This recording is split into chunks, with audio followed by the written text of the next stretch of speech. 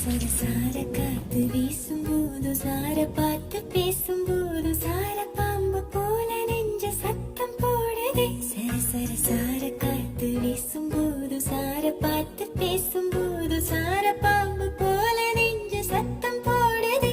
இத்து இத்து இத்து போன நெஞ்ச தைக்க ஒத்த பார்வை பார்த்து செல்லு மொத்த சொத்தை எழுதி தார மூச்சு உட்பட இத்து இத்து இத்து போ